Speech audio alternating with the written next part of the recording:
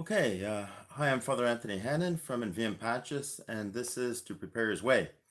It's another late night live stream for me, but I realize that there are people in other time zones. It's a little after 10:30 p.m. Where I am.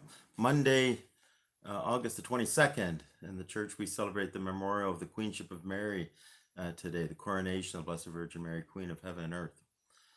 I was trying to think before I started this video, what am I going to do with the time as I wait for some of you to join on, realizing that most people who watch this video will be, tomorrow or the next day or the next few days. So anyway, I thought maybe I would just share a little bit about myself. Of course, you can, watch the other videos and get to know who I am. But a lot of people come across this channel and who's this guy or whatever. And when I'm out and about and I meet people, I do wear my collar in public 99.9% of the time.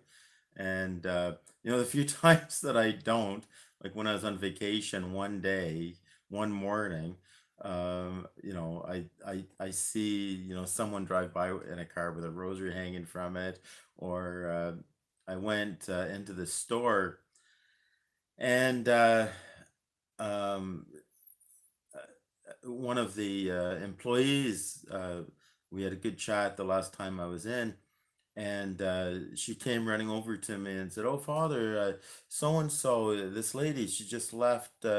She just lost her husband." And she wanted me to talk to her. And meanwhile, the lady was gone already. But it was like, yeah, the one time that I don't wear my collar, right? So I really get convicted when I don't wear my collar.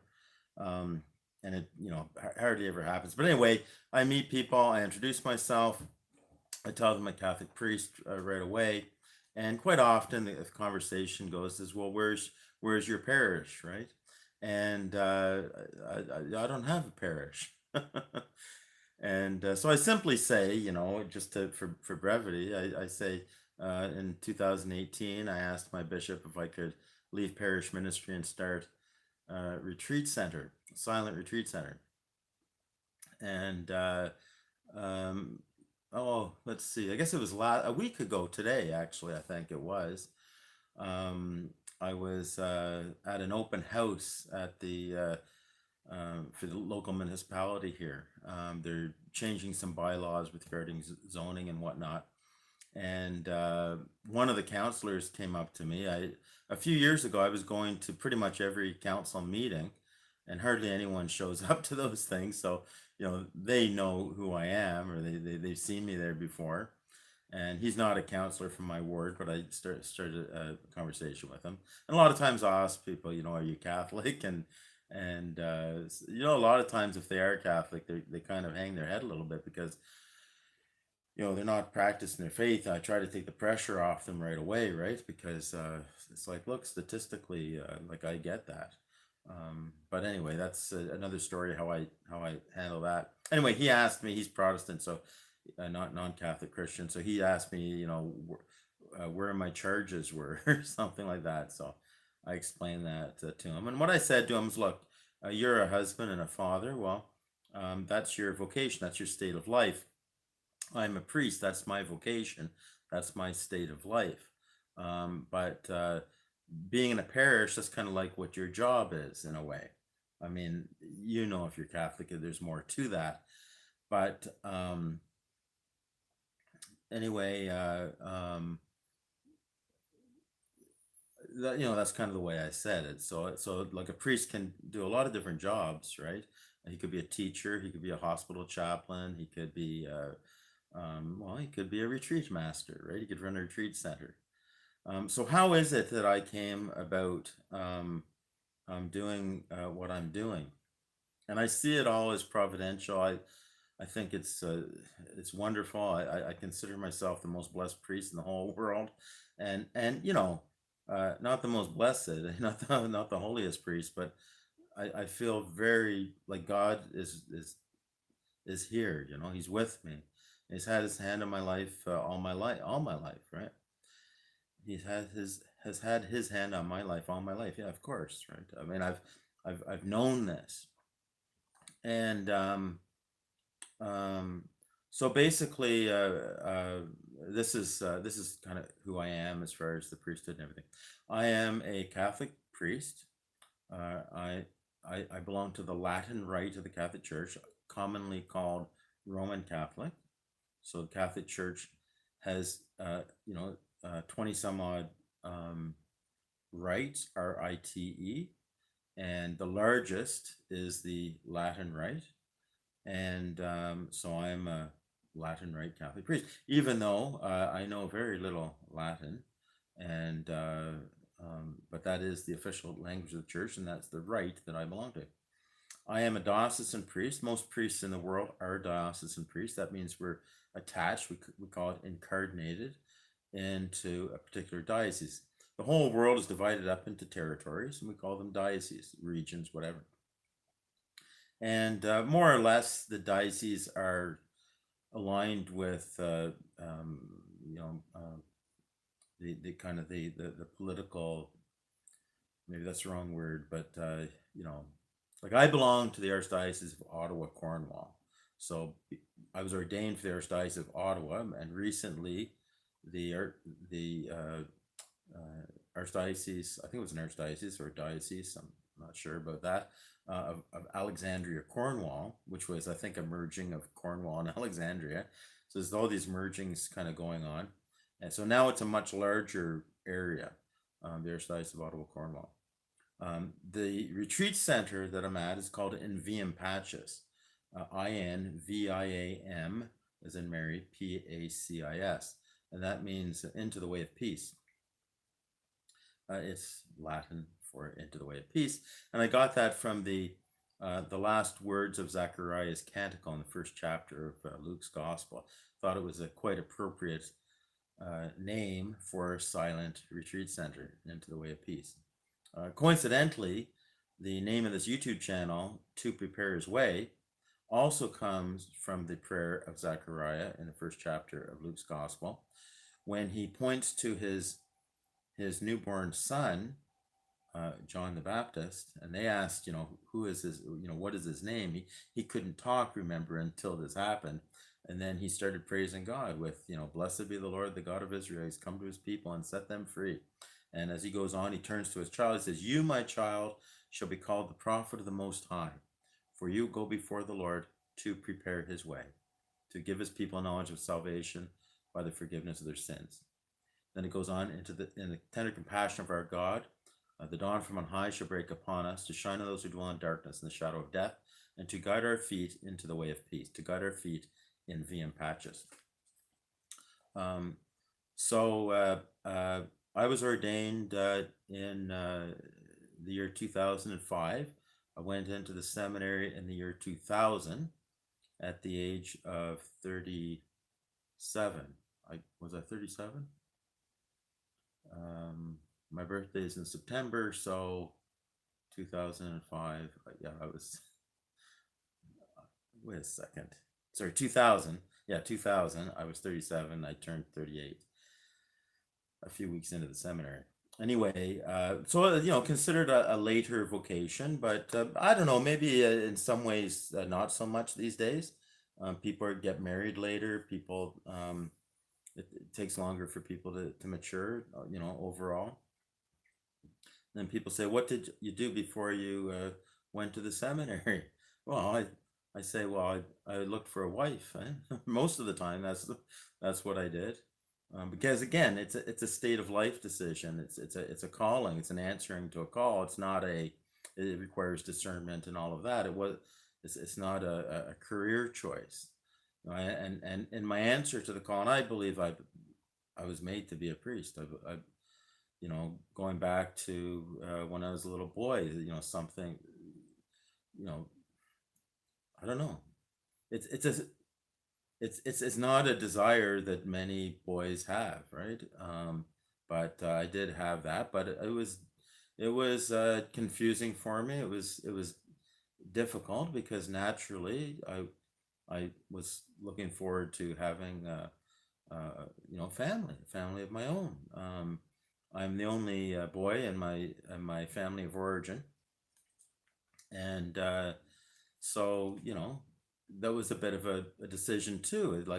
Like as far as my dad's lineage, it ends with me if I don't have any children. So I would say one of the reasons why it took me till I was 37 to kind of take the plunge and apply to the seminary was because my faith wasn't really that strong. I had to work out a lot of things. Now in my mid 20s, I did pursue it kind of publicly. When I went to Madonna House in Combermere for the pre-seminary spiritual formation, 1987, 1988. So I was 24, 25 years old then. And, but by the end of that year, I thought that maybe that year, I would, it would be clear to me, my calling. But it wasn't really clear.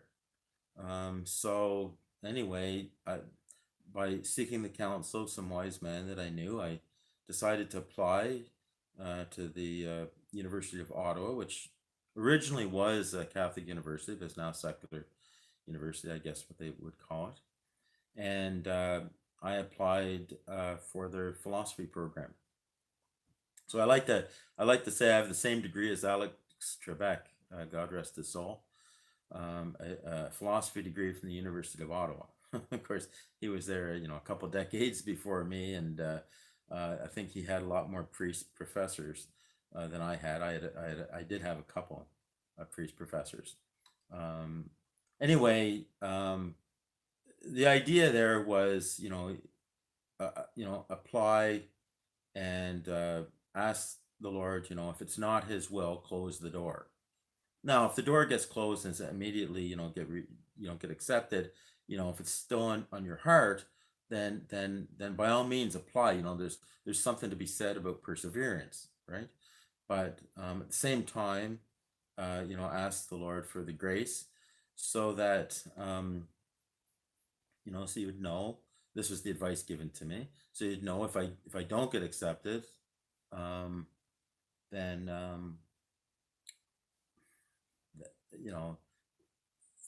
at some point to accept that would not be God's will. Anyway, I was accepted. Now, when I was going to high school, we had up to grade 13. So grade 13 would be like a preparatory year for university, I guess. And then the Ontario government dropped grade 13. But I had grade 13. But God gave me a good intellect. Thanks be to God. It's no credit of mine. My parents' genes and God's good favor. And any topic, any subject, any school subjects, except for foreign languages, because my ears can't seem to pick up the significant sounds for except for English. But except for foreign languages, pretty much every subject that I applied myself to, I did very, very well. But I was a lazy student. It's of the 7 deadly sins. That's probably one of my the ones that is more challenging for me. I accept that I'm an academic. I can do things with my hands. I can figure things out, but it takes me forever. If I was in the trades, I would be fired, within a week. In my early 20s, when I worked 2 or 3 jobs at a time, I worked for a little bit at a roof truss company, but I was getting up early, going to that, working all day, having like my hands are all cut up and everything using the, I think they call them gang nails, putting them on before they pressed it down. And then I'd go work at the movie theater at night. And then, so it's always working a lot when I was young. But yeah, I couldn't physically kind of last doing that type of job. Anyway, I yeah, so in grade 13, I didn't take English because I'm a lazy student. So I took physics, and I took chemistry, and I took three maths: calculus, algebra, functions and relations, and then I took geography. And so I got my grade 13, and I didn't really know, what to do. I had no great desire to go to post-secondary schooling, although there was, a lot of pressure put on anyone who's, in their last year or last years of high school. But I didn't take English, which meant that when I was applying when I was 25 years old to the University of Ottawa for in the arts faculty for the philosophy department, I had to apply as a mature student. I mean, I guess I could have went to adult high school and taken English. I don't know. But anyway, they accepted me as a mature student, and I did very, very well in philosophy because, well, if I apply myself, if I actually read the material, God gave me a good brain. So that was that. Anyway, by the end of my, this is kind of a long introduction to this video, but anyway, maybe it's helpful to some people. Anyway, by the end of my degree there, well, I could have went for an honors and then masters and all of that, and I was looking, and this was the early 1990s, and I was looking at the job postings because by that time I was tired of discerning. I didn't date at all during my university years, because the goal was to get my degree so I could apply to the seminary. But by the end of my degree, my undergrad, it wasn't clear enough to me. So I in my prayers, I just told God, like I know you love me, and I know you'll bless me. I I'm just gonna go and look for a good woman to get married to. That was my plan. So anyway, in discerning or in trying to decide whether to do extra studies or not, to go get like a master's or PhD or whatever, which I know I have the capacities to do if I wanted to. I'm looking at the job postings, to be a philosophy professor or something, and it was all affirmative action stuff. And I thought, you know what? Why should I put all my energy into that? So for the next 7 or 8 years, I just dated and had a few different girlfriends, and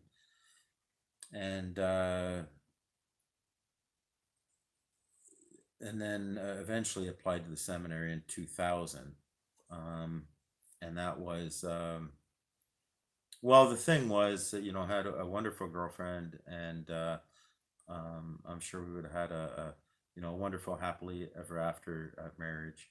I mean, there's always some problems or whatever, but challenges, crosses. But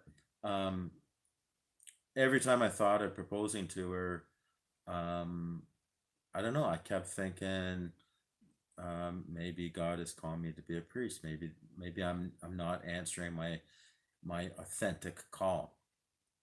So I had some great kind of affirmations as God would work that out. My dad, God rest his soul, he used to come in.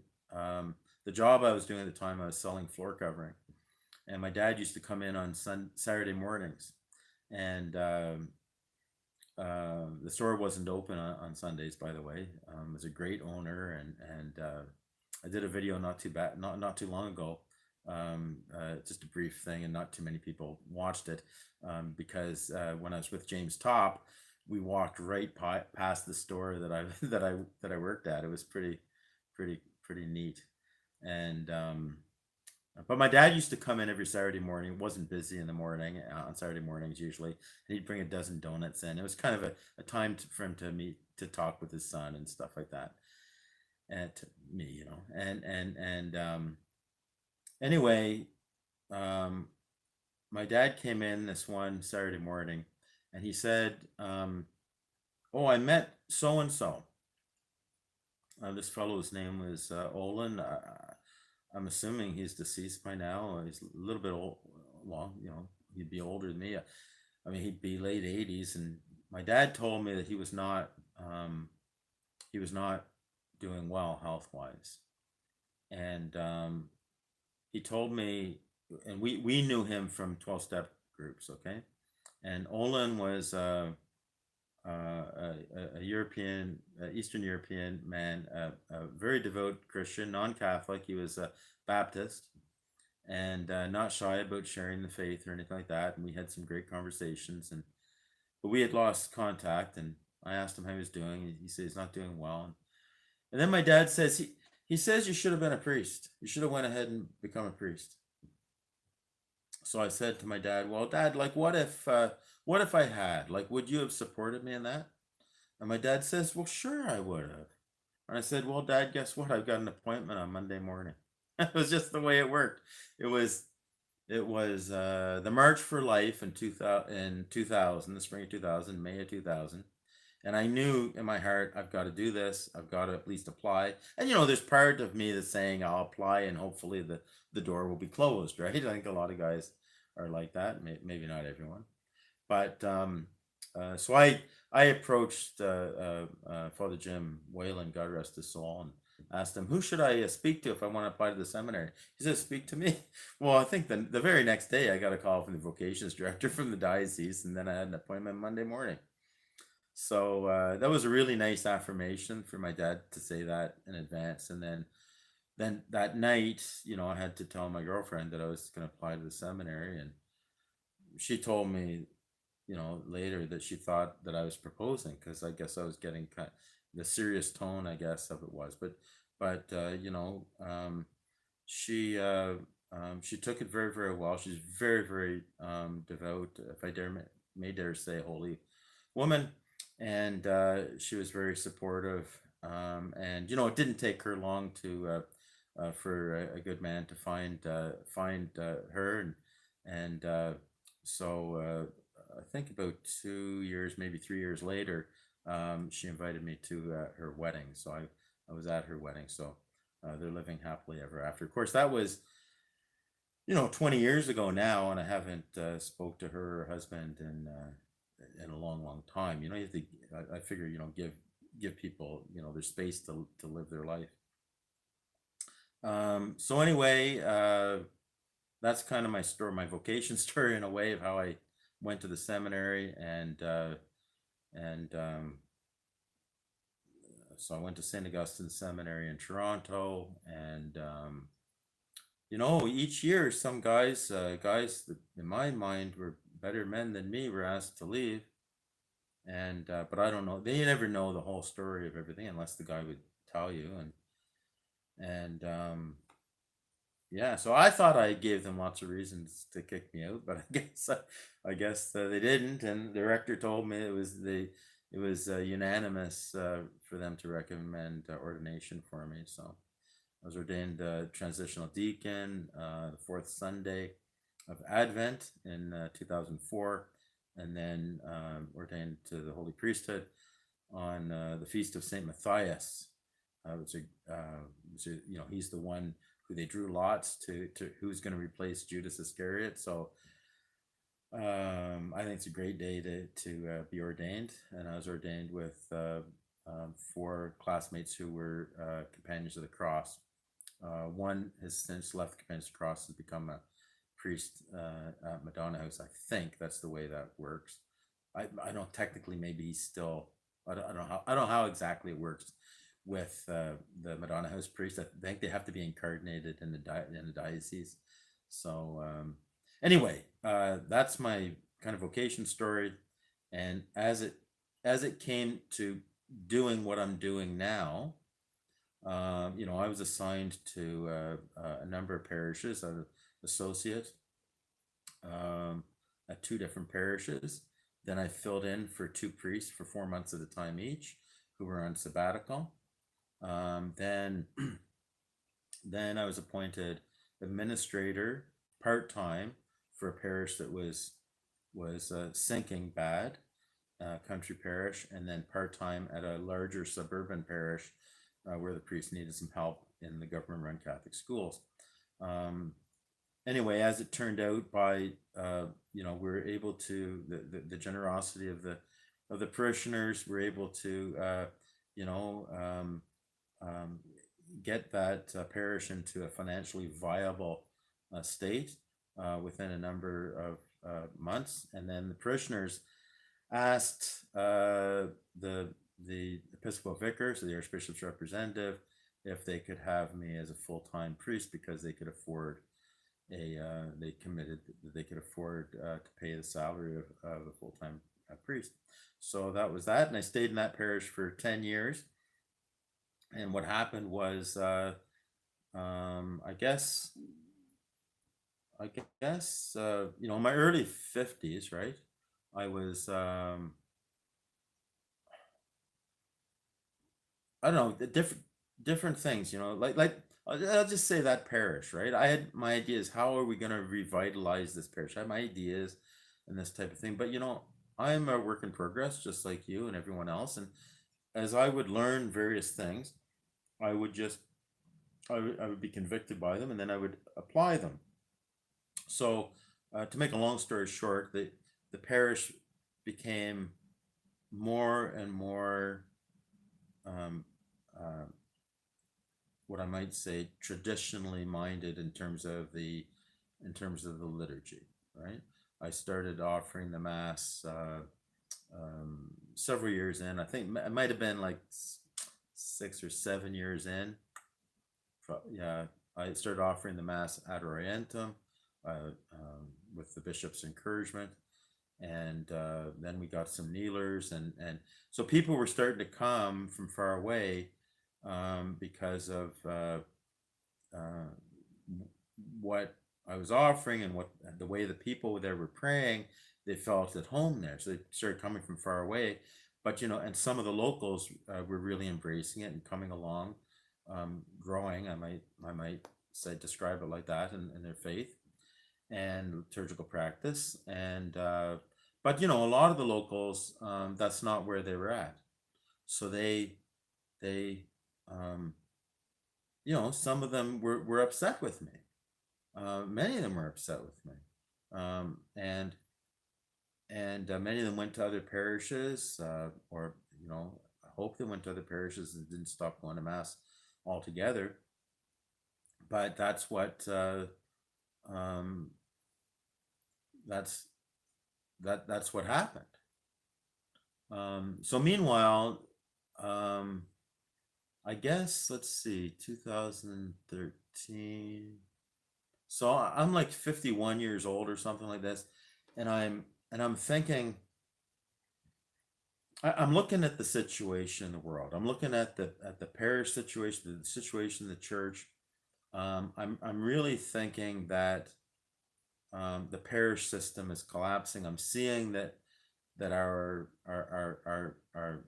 the foundations, the Christian foundations of our society, is crumbling before our eyes.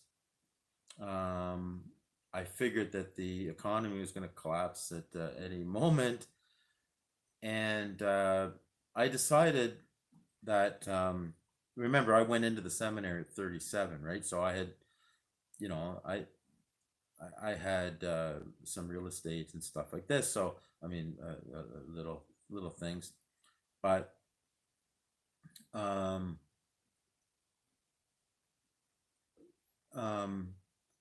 anyway, I had this apartment that I had bought, and there was a tenant in it, and I figured this is a really nice building. It was on the ground floor, and I thought, that's where I'll retire.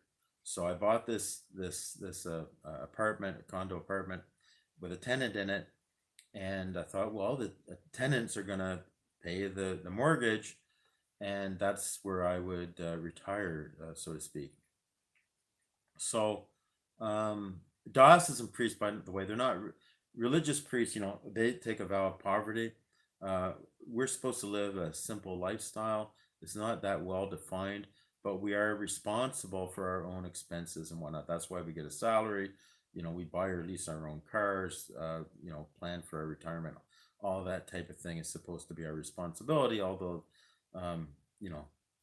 in canon law, church law, I think it's a little bit messy in terms of the responsibilities of the diocese the priest is incarnated with.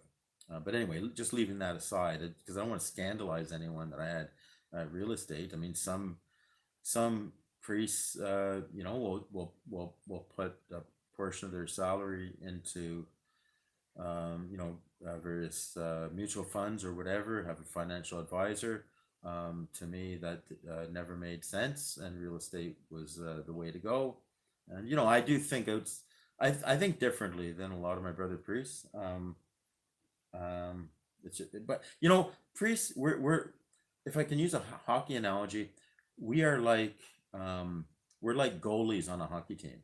Like, we're part of the team, but we're all kind of unique. We're all kind of characters in a way, and we're all kind of, in a way, independent or something. I don't know. Anyway, I the tenant left, and after a couple years, and I thought, well, I'm not gonna look for another tenant right away. I'm just gonna use it on my day off. And I had like a little camp cot in there. There was no radio. It was really kind of like a silent retreat. Every time I went there on my day off each week, I would go to the games room and play darts by myself, um, and yeah, that was it. And then I just was looking at the state of the world, and I said, I don't think this is a good time to be in bank debt. And although I had hired a friend to get who was in property management to find a tenant, after a couple of weeks of him looking and showing it to a few people, I thought, you know what, I'm gonna liquidate this, and I'm gonna go look for a small piece of property out in the woods somewhere where I can set up my own little private retreat center. Maybe 5 acres or something like that. That was what I was thinking. So that's what I did, and so I took a loss on that thing, because I only had it for a couple of years, and I started looking for land. And at that time, the real estate market was very depressed, and vacant land was on the market for years at a time, just wasn't moving. And I would go look at various pieces of property, and sometimes it just wouldn't fit. It might be 5 or 10 acres. It's like, oh, that looks good on paper. It's not very expensive. I would have some money left over to build a small cabin or something, and I'd call them up, and I would go see them, the places. Yeah, sometimes they wouldn't be a fit. Like, for example, they'd be right beside an executive home. Well, how many people that they put their life savings, they have an executive home out in the country, a country home type of thing, even if they live there full time, and some guy is there with a shack. Like, they don't want that. Or it wasn't enough privacy, or sometimes they'd say, oh, there's a pond on it, but it's really a swamp. But there's a few pieces of property that said, yeah, I think this will work. I think this will work. And then time after time, every time I went to put a bid on it, they'd say, oh, it just sold. Even though I've been on the market for 2 years, it just sold. Just the timing of it is just amazing. So I looked a little bit further away from the parish where I was at. I wanted to be about an hour or less, and then I ended up seeing this property here that was an hour and 45-minute drive. And but it was 115 acres. I didn't need 115 acres. They wouldn't split it. But the price was right, and I said okay. And it's just beautiful land. There's a beautiful pond at the end. It's a real pond. It's not a swamp. There's a creek running through it. And there's tons of fish in it, and the terrain is just so varied. Really, really loved it right away. So I went ahead and purchased this vacant land. And then a couple years later, there was a young married couple with a little boy in this house, and they put the house up for sale. And again, it was a depressed market, so they kept dropping the price. So I thought, I wonder I wonder if I could get a mortgage, even though I didn't want to be in bank debt. I wonder if I could get a mortgage for this place on my pre-salary. And I've got a good mortgage broker, and if you need a good mortgage broker, contact me. I'll refer you, and he'll give me $100 for referring.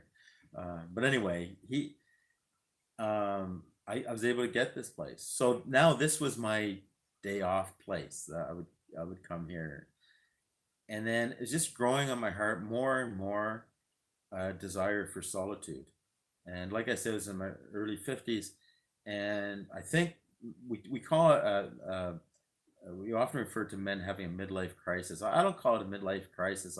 I think it's just an assessment. It's realizing I'm not going to be on this earth forever.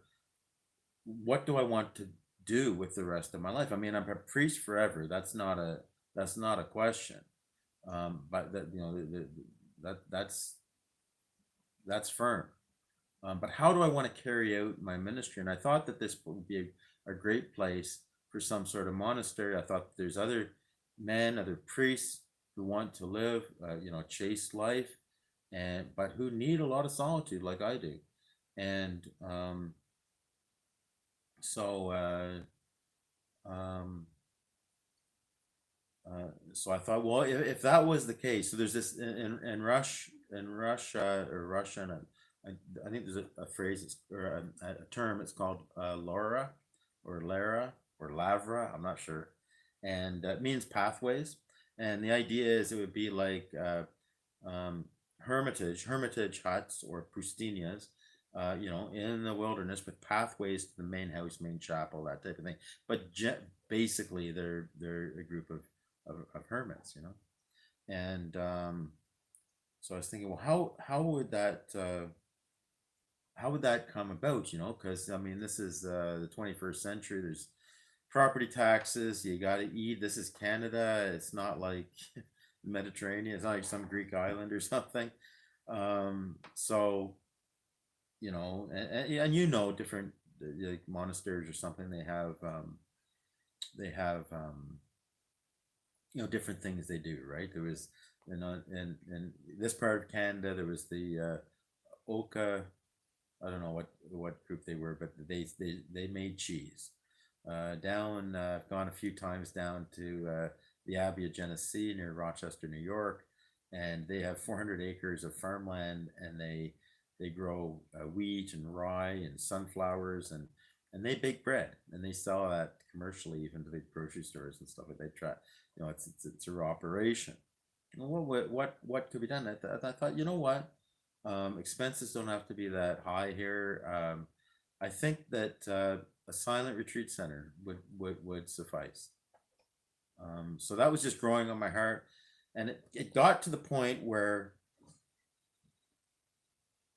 like, I had to talk to my archbishop. I had to, I think it's probably somewhat akin to a man who's like he's got to ask his girlfriend to marry him, because like he can't live without her. It's like I had to try this, and I had talked to many friends and stuff like that, and they had all encouraged me and said that's an amazing idea.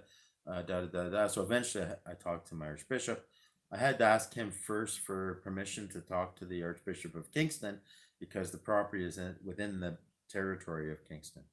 So I did that, and the Archbishop was not he was not opposed to it, and that was all I was looking for. He wasn't like, in my dreamland, it was like I'd see him. He says, "Oh, I've been waiting for something like this. As a matter of fact, we've got a benefactor here. How much money do you need?" Right? No, it wasn't the case. But we had a really, really great meeting, and it was really gonna, man to man meet, adult to adult, kind of parent to parent meeting in sense, because we're talking about the state of the church and all of this type of thing. Really, really good meeting, and he said no, he's not opposed to it. So then. Then the next year was just burning in my heart. It's like, so I asked my archbishop for a meeting, and he asked me to write it all out, and I did. He wanted to pass it over to his Episcopal Council, so that's bishop advisors. And then he came back to me. He was fine with it, but then he said, I need you to stay in Medcalf for one more year. And I said, Your Grace, come on, it's got to be now, or something to that effect. And then he said, okay, let's see if we can find a replacement. We talked a little bit about what priest would be a good fit to replace me at St. Catherine of Siena Parish. And so, there was it. Then, of course, there's the issue of how is it going to get paid for and everything like that. And I said, well, we'll find a way. So the diocese paid a salary for me for the first 4 months. Then I asked them for one more month. So finishing off 2018, August, September, October, November, and December, the diocese paid my salary. And then after that, I was on my own. And basically what I've been doing with expenses here is if there's not enough donations in any given month, then I just use my line of credit to pay the bills. So that's what's going on there. And so the idea for the retreat center is an opportunity for people to get away and get silent and listen to the voice of God, to be prompted, to be inspired, to do God's will, to get away from the busyness of life. And I call it unplugged and undrugged because there's no drugs or alcohol allowed in it. And in the background, because I have, now, 37 years of experience in 12-step recovery.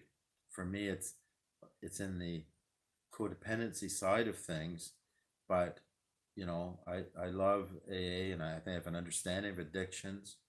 And so in the background, if anyone wants my help in terms of a recovery program from codependency or from addictions, if they're in stage 2, what I call stage 2 recovery. In other words, I can't accept someone to come here who is physically addicted. They would have DTs, the shakes or whatever. They're gonna go through physical withdrawal. I can't have that. If someone's gone for treatment for a 30-day program or something, and they're not ready to go back into society, then this might be a place, especially if they're a devout Catholic, because those of us who are religiously minded, it seems paradoxical, but a lot of times we have a harder time with recovery.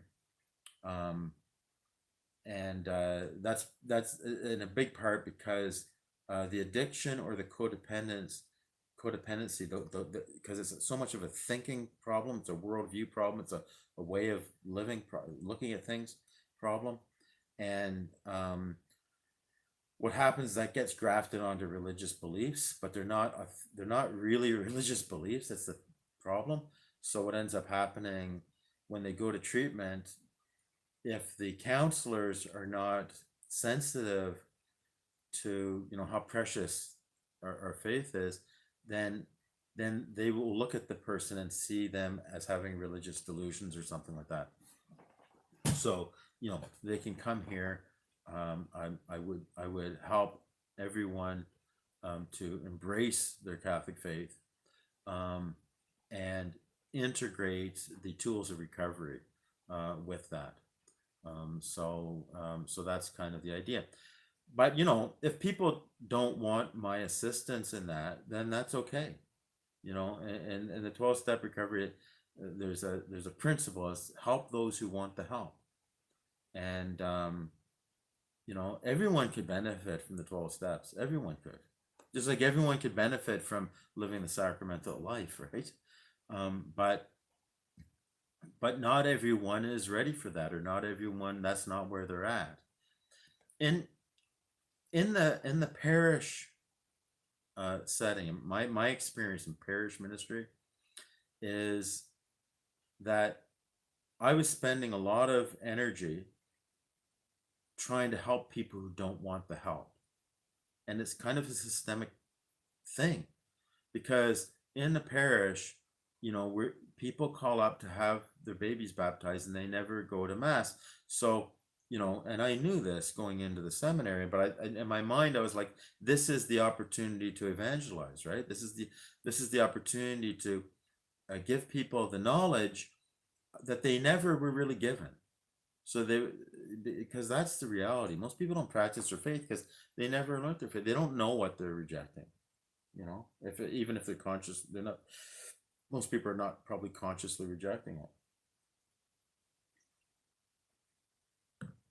But here in Ontario, most people who are baptized Catholic, they'll go to the government-run Catholic schools, and the government-run Catholic schools, they only give at best um, an incomplete picture of what the Catholic faith is, and quite often erroneous, because you can't give what you don't have, and most of the teachers don't practice their faith, so they can't, and they were not educated in it, and so it's a job for most of them.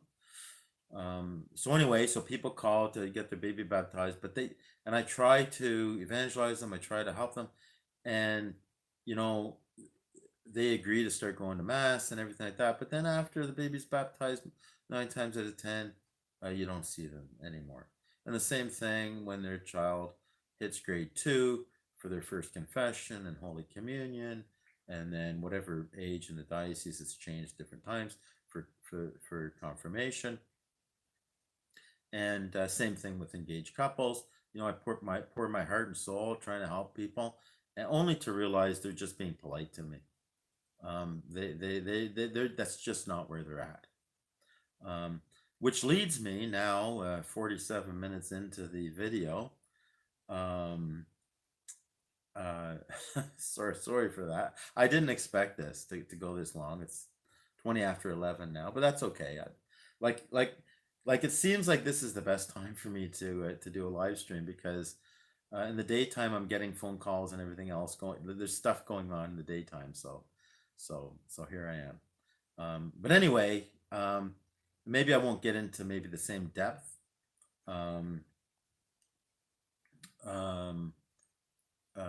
I intended for this topic, the topic of this video. But the topic is the art of acceptance. The art of acceptance. So the great thing about me being here, for me, is I get to help those who want the help. And the YouTube channel is also part of that.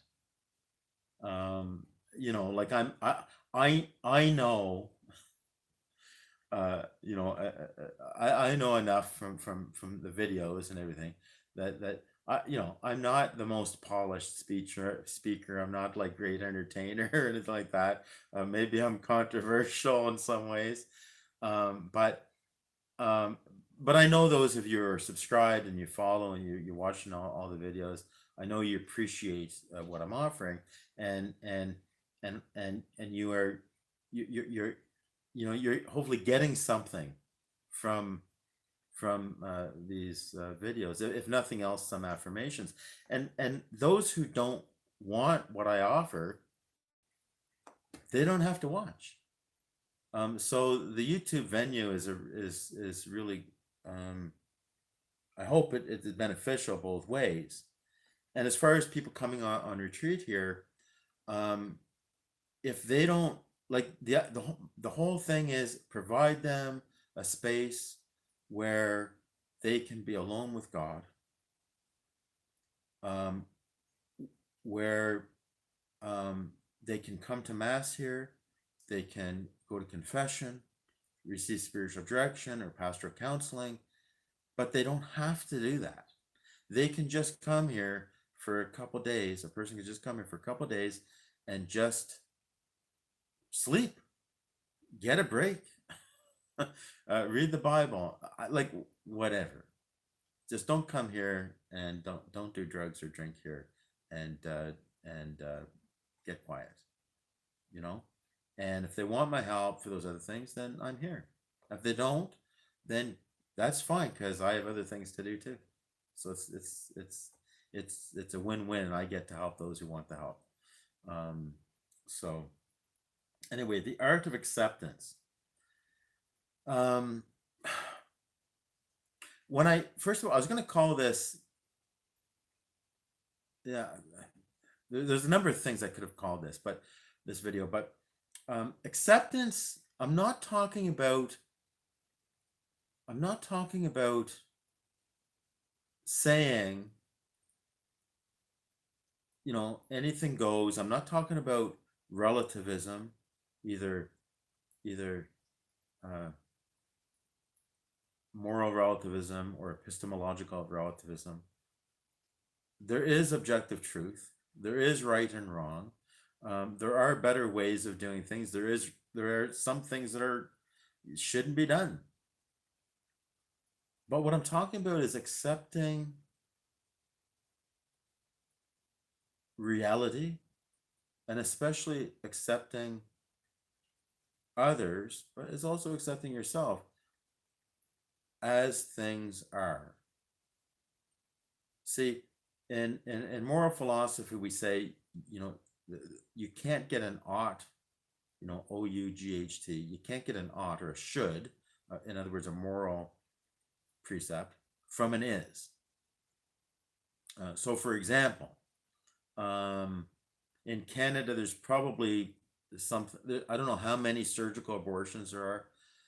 There's a lot of chemical abortions, I think, now, so probably surgical abortions might have dropped.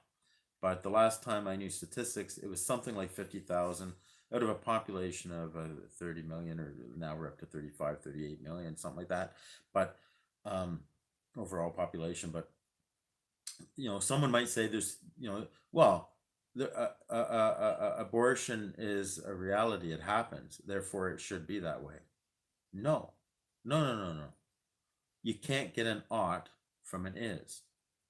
But a lot of times, people are calling me and trying to get help. So this is just I'm just noticing this is kind of a general problem that a lot of people have, not everyone, but a lot of people have.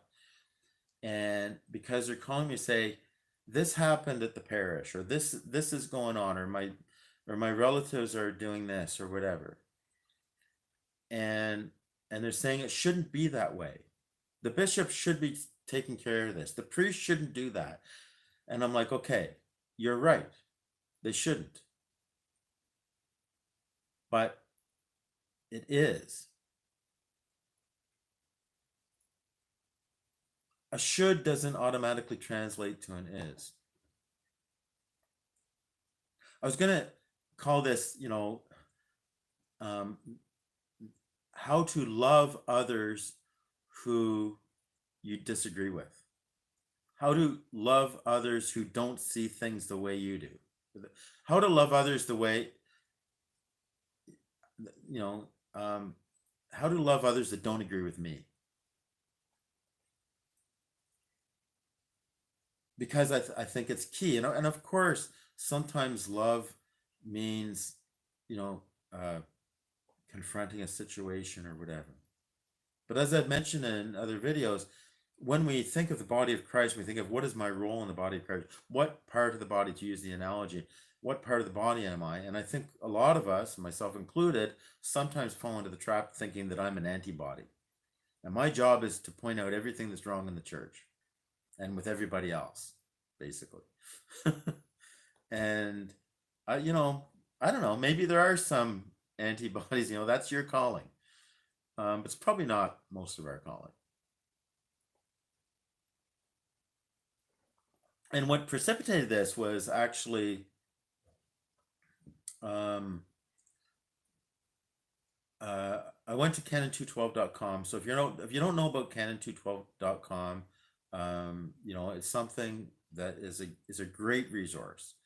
Frank Walker puts a tremendous amount of work researching all sorts of. I'm guessing that people send him things as well, but he does tremendous amount of work going through everything that might relate to the church.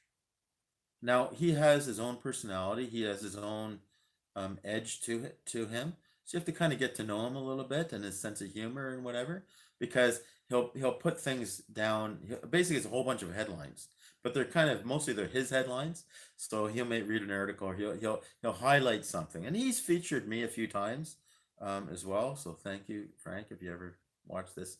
I don't think he or a lot of people watch my videos much anymore, because I'm doing these live streams, and they're just too long to, maybe someone will send, well, look at the hour 10-minute mark to hour 15, and then okay, fine, there's something worthwhile there. But like I say, you should maybe watch my videos while you're doing dishes or something, because I don't want to waste people's times, but this is the most time efficient way that I find, to do these things at this point. So what precipitated, I went to canon212.com, and I hadn't actually visited that site in a while, but I looked there, and something caught my eye about some sort of mass that was kind of cringeworthy or something. I can't remember the headline, but so as it turned out, it was Father's. It was a video that was shared by Father Zed. We say in Canada Father Zed, or Father Z. I think his name is Father John Zoldorf, and if I'm not mistaken, his blog is W. No, what is it? What his blog is? I can't remember what it is. Okay, anyway, you have to look it up yourself. You'll figure it out. A lot of you know who he is anyway. Anyway, so I go to this video, and it was a mass at it looked like I would say a suburban parish in the United States. Can't remember exactly where it was from, Missouri or something. I don't know, whatever. I shouldn't even say. Maybe it was New York, for all I know. Maybe it was California. Maybe it was Texas. I don't know. Anyway, some sort of suburban parish, and it was kind of like a video of how not to do mass, or what's wrong with the mass or something. So I didn't watch every second of it, but I watched segments, and I think I watched most of it. I wanted to see. Okay, I watched the opening song. I watched the procession. I saw how the priest greeted the people. I went to listen to some of his homily, and I watched then how he offered the Eucharist, etc. And I could also see the people, and there's tons to criticize, tons and tons to criticize. Beginning with the church building itself. It was clear glass, and it was a beautiful day out. Obviously, I think you can see the trees in the background. You see the blue sky, because I think you also see traffic going by and this type of thing. The people were, I think, very well dressed. I mean, I didn't watch every second of it, but I didn't see shorts and t-shirt and sandals. I saw people. I think people were dressed nicely.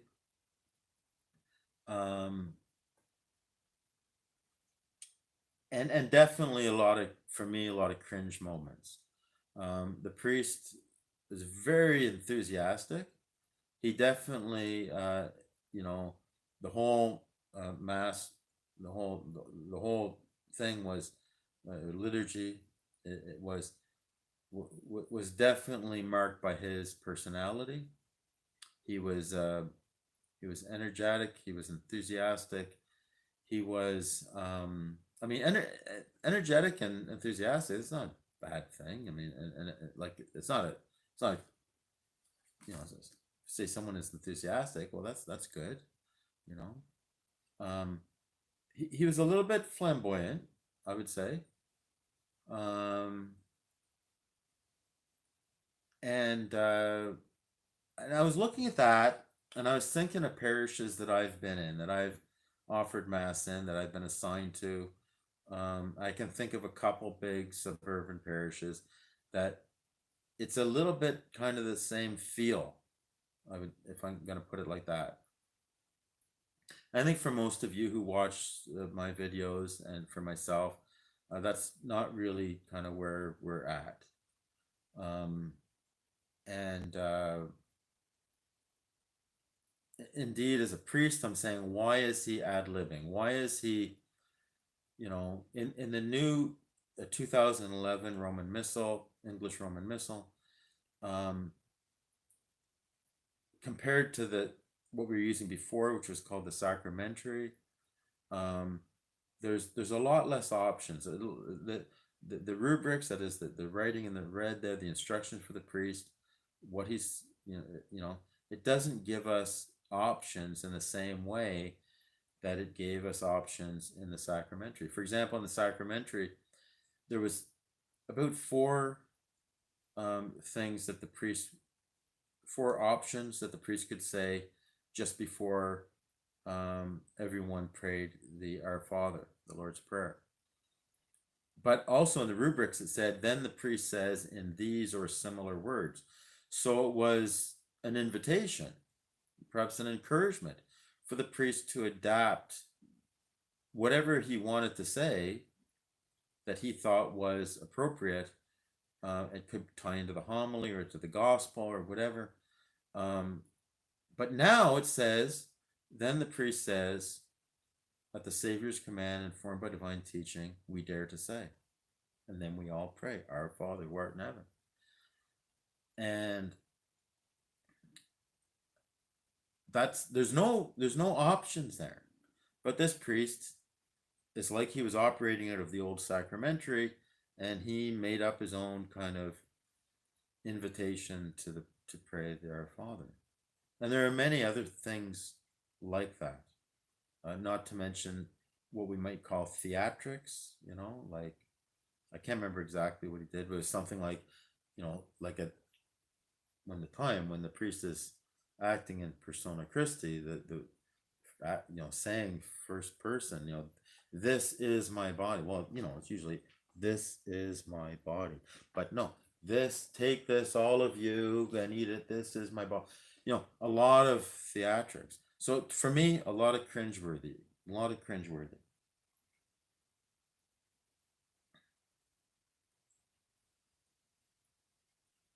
And the liturgy is important. Like, obviously it's important, right? But I'm looking at him and I'm looking at the people, and I'm thinking, but for the grace of God, they're going. And although I don't think when I was in those suburban parishes, I was, acting like him, but maybe in some ways I was. Because I don't see things the same way now as I did in 2005 in terms of the liturgy, and lots of things. So then I started looking, and I said, you know what? This priest, he is putting his heart and soul in this. This priest is putting everything in to, and from what I'm listening to him, to bring God to the people. That's what he's trying to do. Do I think he should have been doing it like that? No, I don't. But that's where he's at. And that's where, when I looked at the people that were there, that's where they were at too.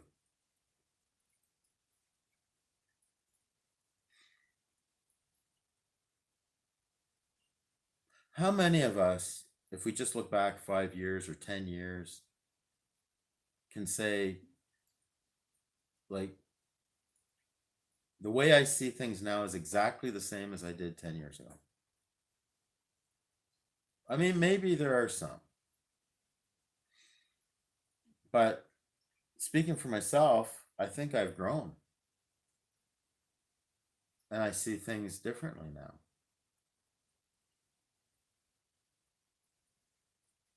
And like in the parish that I was at for 10 years, some people weren't ready for,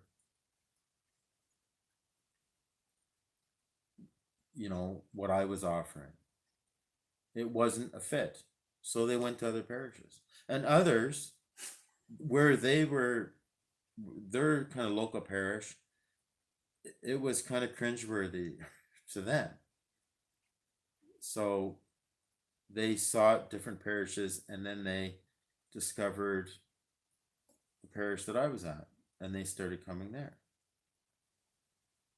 Early on in my YouTube, in this channel, like a few years ago, I did two videos. One is called Confirmation Bias, and the other one was Confirmation Bias for Catholics. And to be on guard about just looking to confirm our own biases, going from parish to parish. So, well, does this priest see things exactly the way I do, or what's the closest fit? And I'm not saying you can't go to where you are being fed. You should, but when I'm looking at that video, the way that I can love this priest in my heart and not get all upset is that's where they're at. And many could say, if you ever come here and you pray with me, you assist at one of my masses, some of you will probably like, oh, he should do this or he shouldn't do that, and some of you, it will be a very positive, prayerful experience.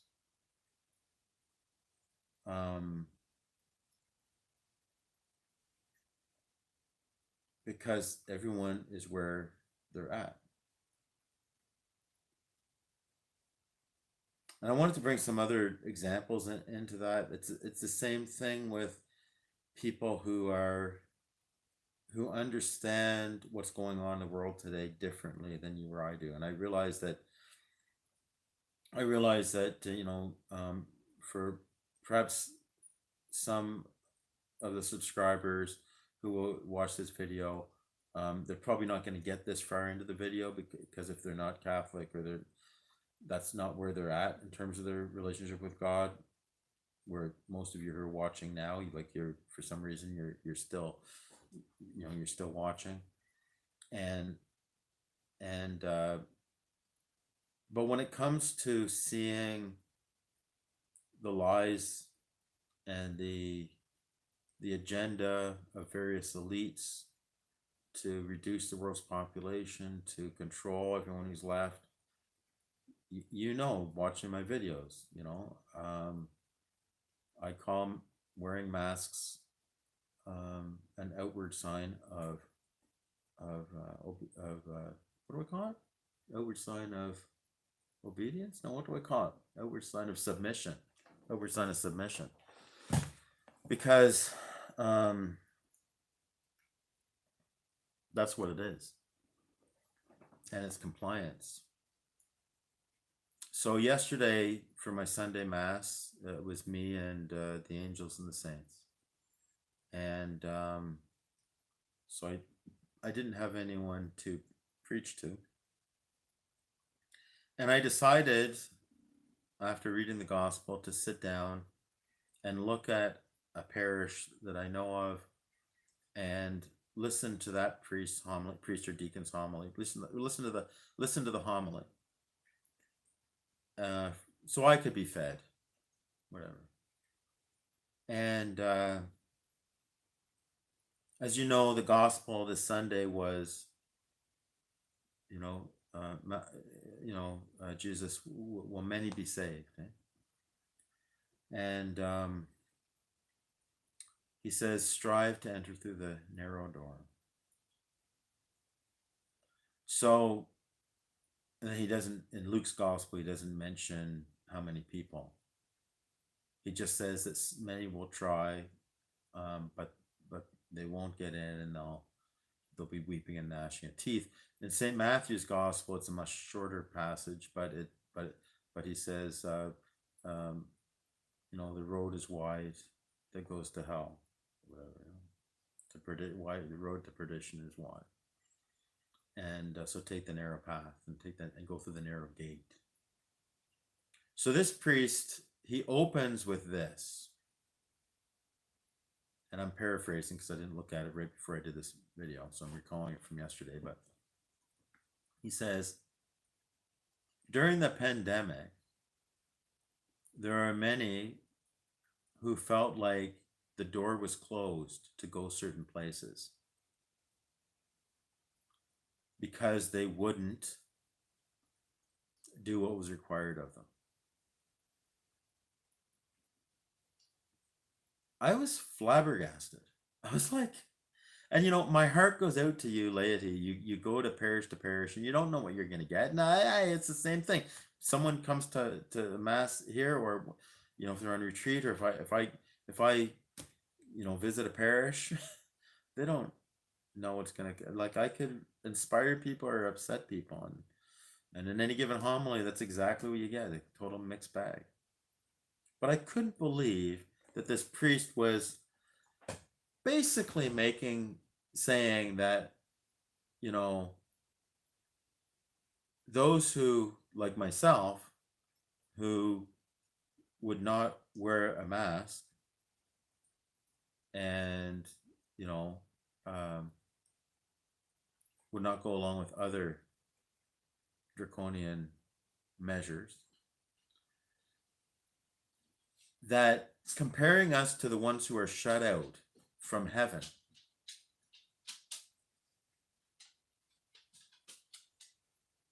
and then he said something about, you know, you have to respect others and do what is required for the good of society. Well, that's where that priest is at. That's not where I'm at. Following the crowd is not a virtue. Complying and cooperating with surely one of the biggest lies perpetrated against humanity in history, that is not a virtue. That's where I'm at.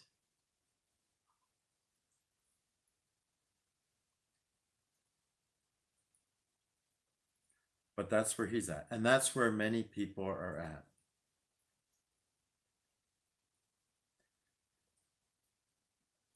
We can spend a lot of energy trying to convince others, but like some of my other videos, if people are in denial, the psychological or emotional reasons that people can't see what I think most of you and I can see, it's not something I'm going to be able to argue out of them. With regards to people or where they're at, maybe this might help. Maybe these two examples. So I'll keep this first one. I'll keep this first one on the religious side, and then I'll switch to kind of the addiction side as an example. There are some, you know, and perhaps some of you, who've had kind of a dramatic conversion experience. And, you know, maybe for some, it's for the first time they've opened up the Bible. And the Bible is the Word of God. It is living and active. And all of a sudden, they're like, wow, this is really, really, wow. And they get this realization that God is alive. And their heart is burning, you know, like the two disciples on the road to Emmaus, you know, as Jesus was speaking to them, their hearts were burning. And then this dramatic conversion experience. And then they go out and they're telling everyone. They're almost annoying, maybe, in some ways. And like, does everyone at the same time get that conversion experience, or look at, speaking for myself, or maybe many of you, again, do I relate to God in the exact same way that I did when I was 13 years old? Hopefully I've grown. Hopefully I relate to God. I may have built on that, but we grow in our faith. We grow in our relationship with God.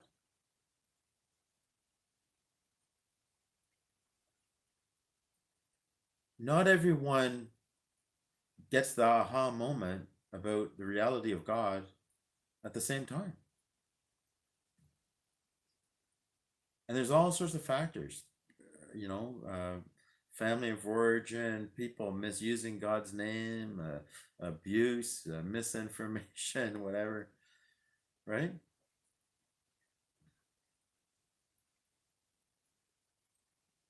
But it's again, it's let's deal with what is.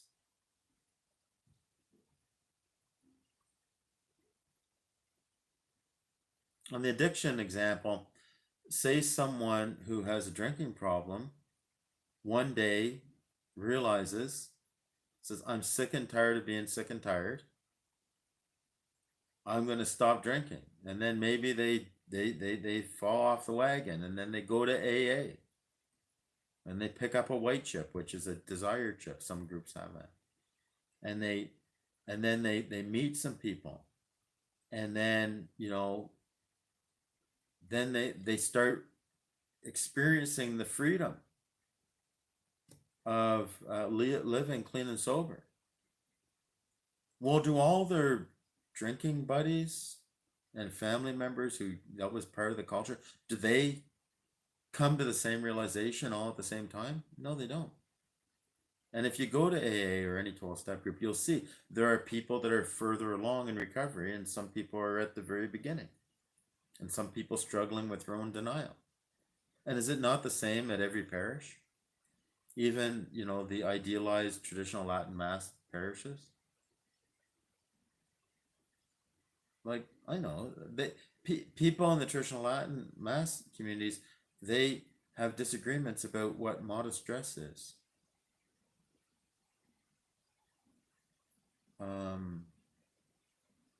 How involved they are in worldly things, where they should go to certain concerts or listen to certain music or whatever. The fact is, every human being is where they're at. And if I can accept that, it doesn't mean I don't want to help people. It doesn't mean I don't want to learn from others so that I can grow. But it's an acceptance that, I'm out of focus here, I think. Maybe it's just my internet here. It's an acceptance that that's where people are at. It doesn't mean it's, they should stay there, or that they're not doing something they shouldn't be doing or whatever, but that's where they're at. And that's what helps me to love others in my heart, not be resentful. That's what helps me to not spend all my energy on trying to change others. Instead, I trust that that God loves every single person, and that the Holy Spirit is kind of working on people, working on me, working on everyone. So kind of tie to the virtue of patience with ourselves and with others. So in the 12-step recovery, they talk about attraction rather than promotion is the best way. So, and so I asked the Lord, usually when I speak to people or when I finish a video or whatever, I'm like, Lord, anything that I said that might have been from you, stir up the Holy Spirit in them. Anything that was just from me, then fix the damage, or let them forget it. Or to put it another way, since we all have blind spots and I have blind spots, if I'm doing something wrong or I'm saying something wrong, well, if I'm giving a bad example, then Lord, please let them see that it's a bad example. So that just as I can learn from watching other priests offer mass, where I'm like, oh, it's, or when I was in the seminary and I would tell my spiritual director, this priest said this, or this priest did that, or didn't do that, and he said, okay, well, when you become a priest, don't be like that, right? So there is truth to meeting people where they're at. It doesn't mean accepting or putting a stamp of approval on what they're doing if it's not right or you don't agree with it. But it's not my job to go and point out the flaw in everyone. And for those of you who do love the traditional Latin Mass, I make a distinction with the 1962 Latin Mass, because anyway, the 1962 Mass is not exactly the same Mass as 1940, for example. But I do have a desire to learn that Mass and to pray that Mass. But I want to tell you something, that the number one reason for my desire to learn that Mass and to be able to offer it properly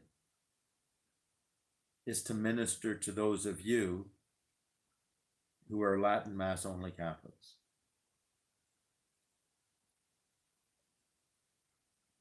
And that's my primary motivation for that. And I have a lot of other things going on, so it's not my top priority right now. And I want to tell you something that happened maybe a month or so ago. A priest called me up late at night, so like 10:15. And I figure like etiquette is like 9 o'clock is pretty much the cutoff, unless I really know them and I know they're Nighthawks. And I saw his name come up on my phone, so I'm like, this is perhaps a brother priest in need. Why is he calling me at this time? So I answered the phone, and this priest has a drinking problem, okay? A very serious drinking problem. And maybe he's reaching out to me for help. I don't know why he's calling.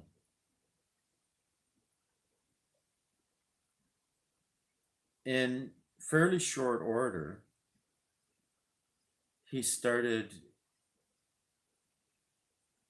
giving me heck for not learning the 1962 Latin Mass yet.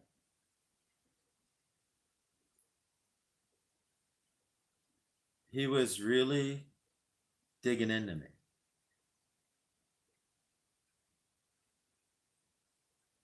And criticizing the Novus Ordo Mass, the Mass that I offer, the Mass that I love, because I was born in 1962. I was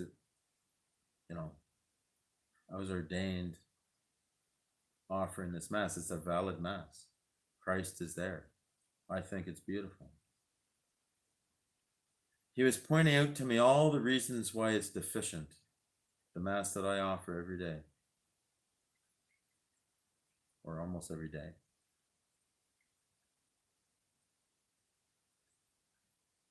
Did you call me up at this hour to argue with me?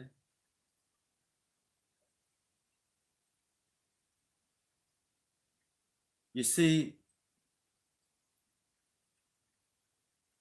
I give him some slack, and I emailed him the next day, because he emailed me like at 3 a.m, reiterating how he's just speaking the truth to me and stuff.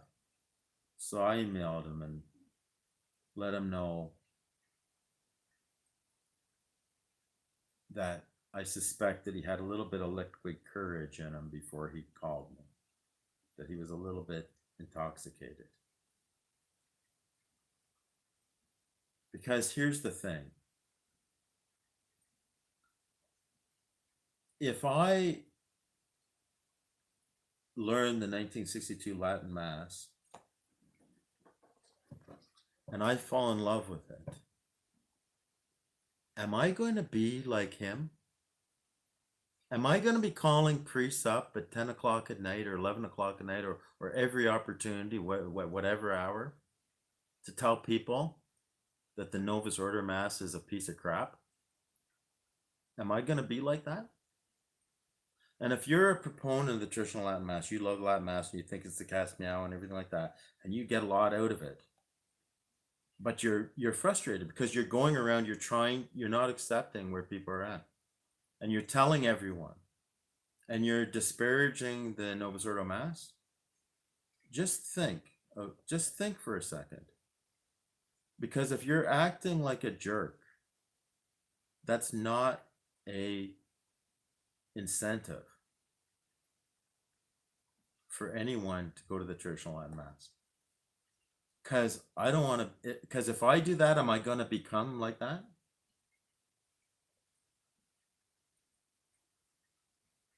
But I realize that's a bad example that they're showing. But consider that with anything. You want to show someone a better way to, I don't know, mow the lawn or something. Maybe attraction rather than promotion is a better way. And maybe criticizing where they're at is not really the way to go. So when I went to that YouTube channel where that priest was offering what I consider cringeworthy mass, and I look at all the comments that were like so critical, usually under pseudonyms, like not their full name, not their real name. I mean, click on any comment and you can go to their YouTube channel, and if they're hiding behind a pseudonym, they're not, like, where's the love? Where's the, so I'm looking at that mass as a mass that I would never want to be a part of, but I'm seeing that this priest is trying to bring people to God, and it looks like the people that's where they were at as well. So anyway, so this was another long video, an hour and 28 minutes right now and counting. So I guess half of it was talking about my vocation story, so I hope that was beneficial for some people. And the other half was trying to articulate the art of acceptance, because I was going to title this, I had a number of ideas what to title this topic that I wanted to address, and one of it was based on that one mass that Father Zed, was pointing people to look at, was I was going to call it liturgical wars.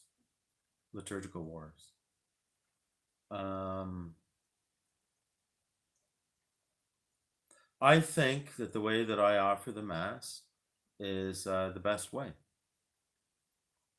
because that's where I'm at. Because I want to offer God the best, and I want to offer anyone who is assisting at my Mass the best. So I give them the best. Well, that priest was giving his best, what he thinks is the best. Perhaps it's my pride, but I think I'm beyond that, right? And perhaps some are saying, oh, I'm, they would never go to Novus Ordo Mass because they're beyond that. Okay. I just think that the state of the world right now is such that we're spending a lot of energy, a lot of people are spending a lot of energy just criticizing others and then canceling others. I'm never going to look at such and such website or such and such YouTuber. I'm never going to listen to that priest again. And maybe some of you watching this, you're like, yeah, I'm unsubscribing. I'm never going to look at Father Anthony Hannon again. No way. He's just a nutcase or whatever. But, it's like, I don't think we're doing ourselves any favors. We're not doing the body of Christ any favors. And we're not doing any favors to those who do not yet believe by attacking each other.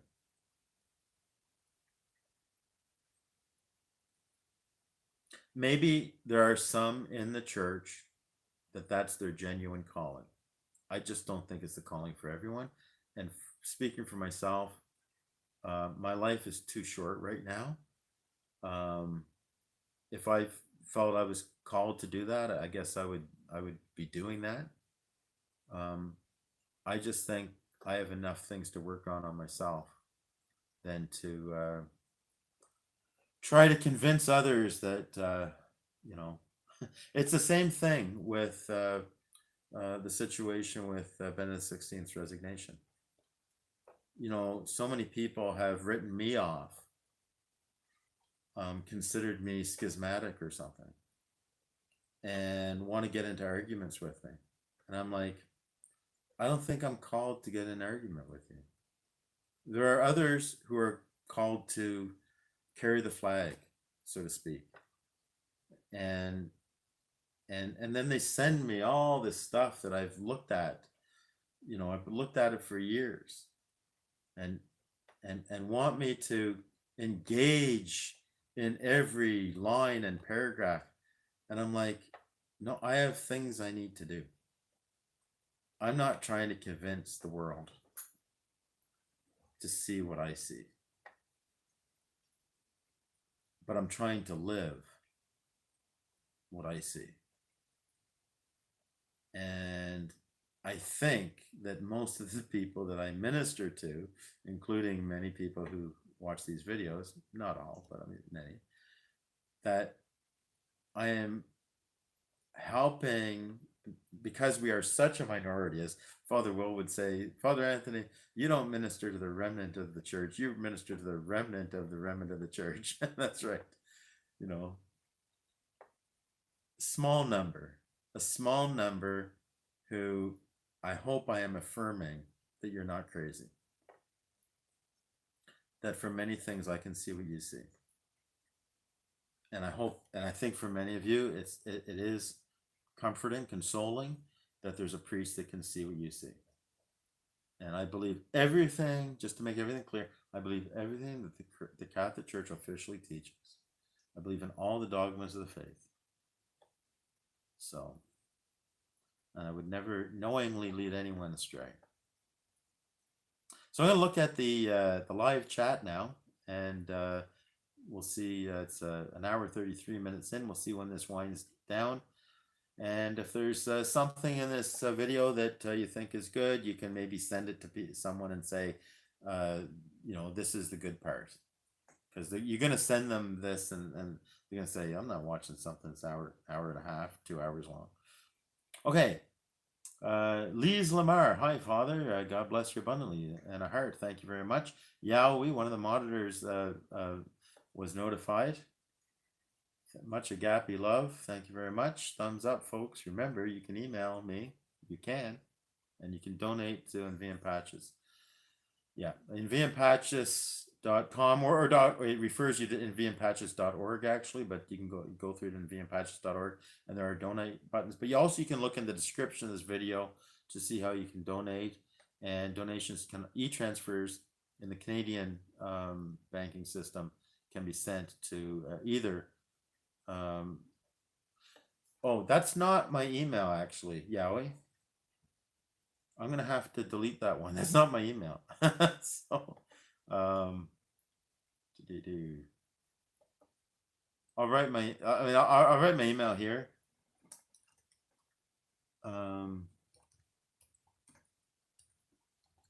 Maybe I should set up an email like the one that Yowie just put, so that in case anyone does that.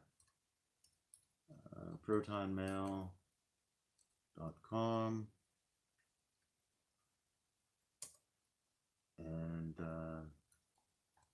In Viam Pacis Retreat Center at gmail.com. Anyway, yeah, e-transfers can be sent that way.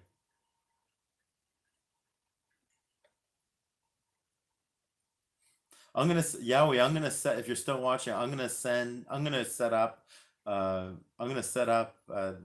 Proton Mail address with exactly the one you would put before anyone else does.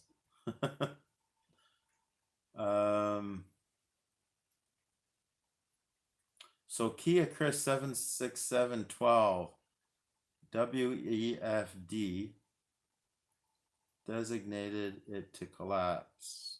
Oh, designed it to collapse. Oh yeah, I must have been talking about the situation in the world. Timber likes one of the analogies that I had mentioned.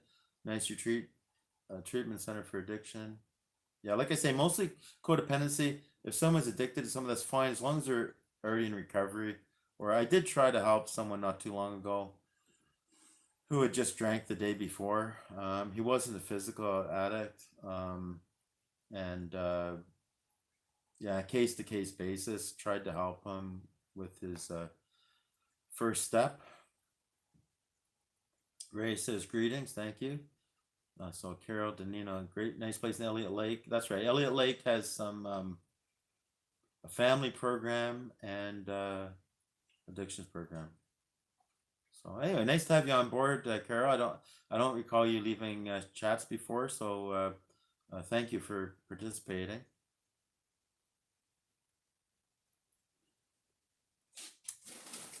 So Yahweh's trying to address kind of the the challenge we have. We want to baptize every human being, but you know, we're supposed to. I'm supposed to have I think in canon law it's a reasonable hope that the child would be brought up in the Catholic faith, and if the whole family is not practicing their faith, how can that be a reasonable hope? I think it's a faint hope that they'll be brought up in Catholic. And once a baby gets baptized, then it's complicated. But they're bound by the marriage laws when they get older, and they don't know anything about the faith. Acceptance is the answer. Some things are that basic. God will reveal your character defects as a spiritual journey with Jesus. William Zeransky, Father, thank you for this sense of dialogue you have with us. God bless you. You're welcome. I am who I am, and I'm at where I'm at.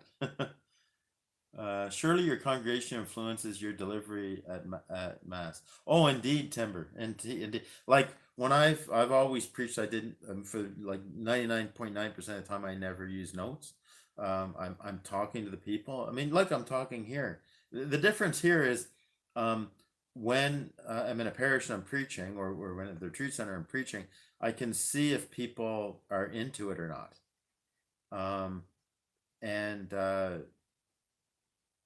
So if people are into it, and then I give them my best, and so then the homily is extended, and then but if people are falling asleep,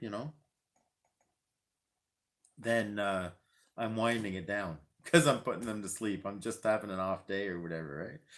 So definitely. The other thing is that people don't necessarily realize that us priests, we are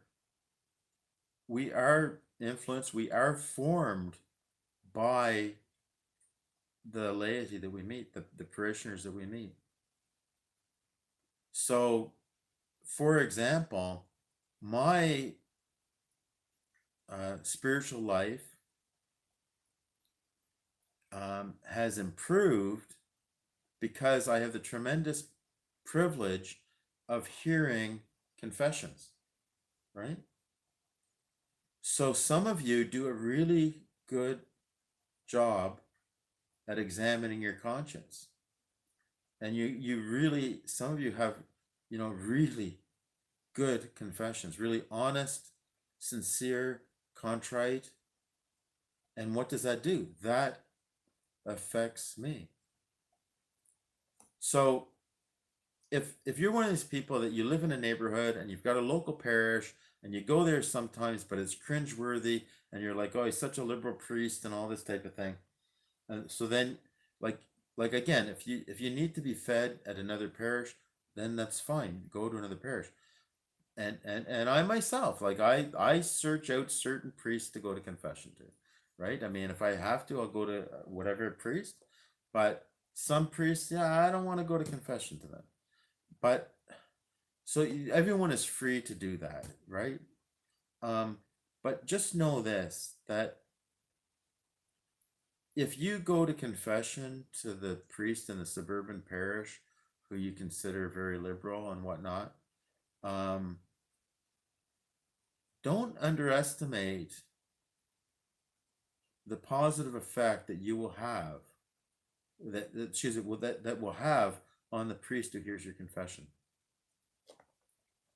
So, birds of a feather flock together is an old saying, and maybe this is one of the reasons why we have such division in the church, because we avoid priests that we don't agree with on everything, or this or that other thing.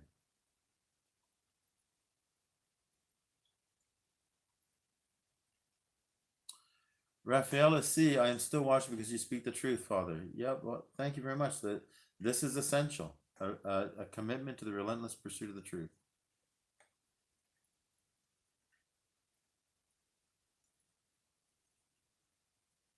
Yeah, and Ray says if one walks with his or her Redeemer, you can't help but be on the path that is the narrow path. Walk with Christ. That's the whole point. The narrow gate, the narrow door, the narrow path is Christ, and and He is the way, the truth, and the life. So, and again, going back to truth, God has nothing to do with lies. Don't cooperate with a lie, and that's the narrow path. And like I've done a video a long time ago too. Probably not many people. I think I said that the cost of pursuing the truth, or something like that. I don't know. I have a little under 5,000 subscribers. I was up to 5,020 or something at one point, because I went from about 3,000 to 5,000 with the truckers convoy, and because I was covering some of that, and so some people were discovering me because of that, and discovering the channel. And many are not Catholic, and welcome aboard to all those who are not Catholic. You're more than welcome. If you find something beneficial from these videos, like, I'm glad you're watching. But for the last couple months, every day, like, I'm losing subscribers, and my tinfoil hat part of me says that the YouTube algorithms are doing this. I do have one warning and one copyright strike on the channel. So YouTube deleted one video and warned, because some people were saying things that were contrary to the medical advice of the WHO and the CDC. So anyway, so they deleted it and gave me a warning. But yeah, like, ever since then, it's like I'm dropping, and it doesn't make sense when I look at the analytics, because they're dropping when no one was watching. I mean, it's possible, I guess, that out of 5,000 subscribers, people are going through their lists and saying, I'm deleting this guy, I'm deleting this guy, I'm deleting this guy. But I find it hard to believe. But if I ever got up to tens of thousands or 100,000 subscribers, then maybe I would be questioning whether I'm actually speaking the truth or not, because I should be losing subscribers, because the truth, not everyone can handle the truth. So what you do for the least of them, you do for me. Timber, perhaps the presenter knew you were there and directed a bit of a foul towards you in that homily, Father. Oh, no. Timber, I was watching that on YouTube. So I'm in my chapel. I'm offering my mass. Nobody is there except for the the saints and the angels, and the holy souls, and our Lord, of course. So I finished the gospel, and And I, a lot of times if I'm alone, I'll sit down and I'll reflect a little bit, let the word of God resonate, um, and then offer the creed, or if it's not a Sunday or a feast then, or a solemnity, just go right into the mass, but into the offertory. But the so I just decided yesterday I'm gonna go in this particular parish, and it was a guest priest. It wasn't a priest that I thought it would be. It's not the parish priest, and he just opened with that thing, and I'm like, I'm not gonna let it ruin my mass. But I listened to his whole homily, and thankfully that wasn't the whole gist of his homily, but I think he's trying to make sense of things because the truth is coming out. And unfortunately, they're going to be in for a rude awakening this fall because the agenda, they're not slowing down on the agenda. They're modifying and things like this. Whether we'll see the exact type of mandates or not. Here in Canada, they've got the Canada app thing, the CAN apps for entering the country. The next thing coming down the line is going to be, of course, we all know about the monkeypox and scares, new waves of COVID. What else are they going to be bringing in? Oh, they're going to be bringing in. They're going to be bringing this in as a good news thing, and I don't know if this how they are they going to mandate this, like for everybody, but they're going to be offering Lyme disease vaccines for humans. So at this point, like I'm okay with the ticks out here. I mean, the only ticks I don't really like are politics. But the ticks, actually, there's not that many this year. But I just kill the ticks, and if they attach to me, I remove them. And I'm not trying to minimize Lyme disease. I'm just saying these are the things that are coming down the pike, so to speak, or the pipe. Is it pipe or pike?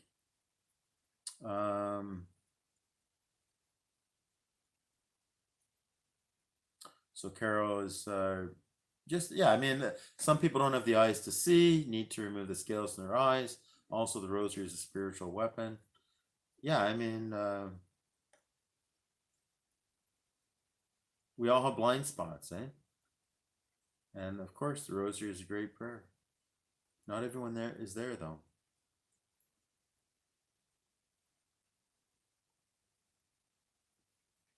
Thanks, Yowie. She's telling everyone, hey, give it a thumbs up. Other people are your brothers and sisters. Exactly right. Exactly right. Litany of humility prayer I'm working on. Yeah, that's quite the litany, Carol. Don't beat yourself up though. I don't know you, so just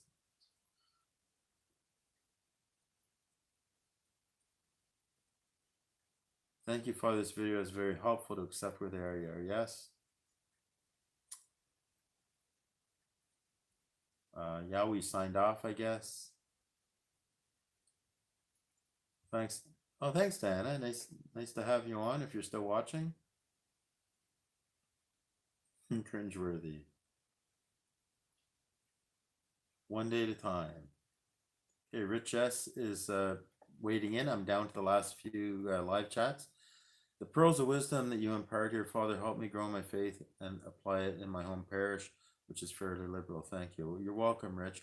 I'm simply the way I look at it is I'm saying what I do in the hopes that it will help. And take what you find beneficial and leave the rest.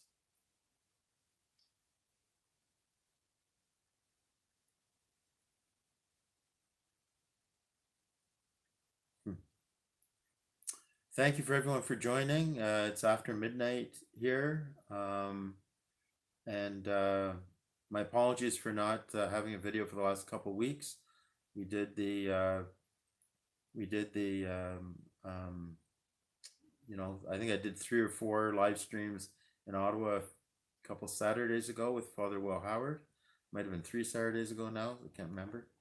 And yeah, I hope those were helpful to people. I mean, I'm honestly, I'm looking at my live streams and I'm like, I know there's good stuff in it, but it takes a long time. It's and here this video is, this live stream is an hour 50 minutes. So it's God bless you all for watching, and if anyone was in here from the beginning, really God bless you.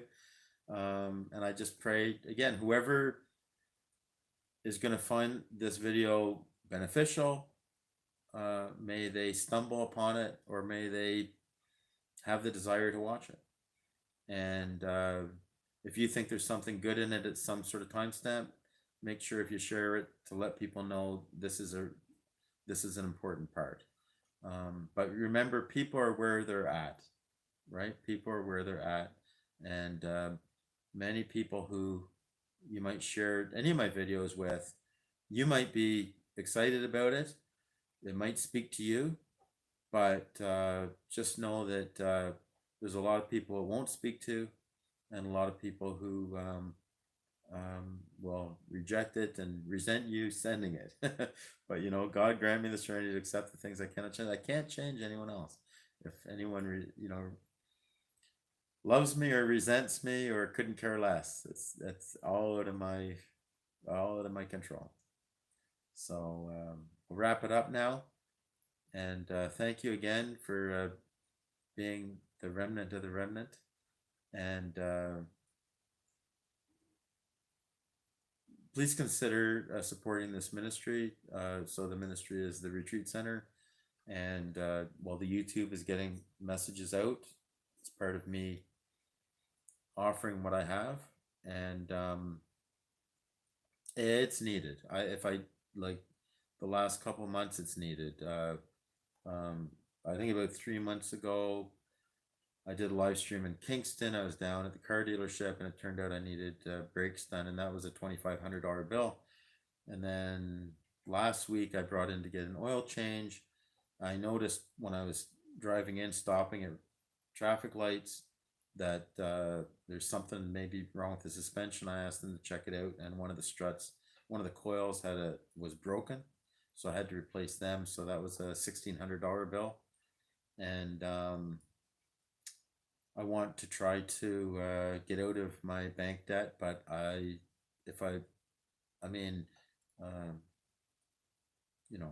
use my line of credit to pay the bills. So as you can see, I don't have 20,000 viewers or anything like that. I don't have a Patreon account. Maybe I should do these things.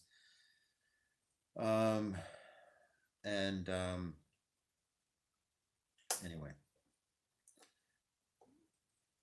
if you're able, and not if you're not able, but if you're able, please consider maybe becoming a monthly supporter or something like that. PayPal is asking me for information. I sent them information. This has to do with the association, because they want a business number and stuff like that. It's a nonprofit association. It's not a charitable. I don't have tax charity status, because I didn't want to restrict. I didn't want to be thinking, oh, I better not say this or I might lose charitable status, which means that if you're a Canadian citizen and you file Canadian taxes, I think, then the way that works is if you give to a charitable organization, registered charity, then you get a certain credits back on any money you give to a registered charity, right? So it might be, if you give $150, you might get $50 credit on your income tax the next year or something like that. Of course, if you're American or from Australia or Great Britain or Ireland, then thank you for giving donations, and if you're not filing Canadian taxes, it's meaningless anyway. But if you are Canadian and you're thinking, oh, I'll give 150 because I'll get 50 back, then just give 100, or whatever, or if it's $10 a month or whatever it is, okay? I don't get a salary from my diocese. I am going to be asking for a little bit of support in the next couple weeks, but we'll see how that plays out. I don't want like strings attached to this ministry in terms of that. Anyway, I don't want to talk about money stuff or begging online, but I'm not an angel, and I have to. Well, anyway, that's it. I feel embarrassed talking about it. Okay, the Lord be with you. May Almighty God bless each and every one of you in the name of the Father, and of the Son, and of the Holy Spirit. Go in peace. Live in the truth. Live free.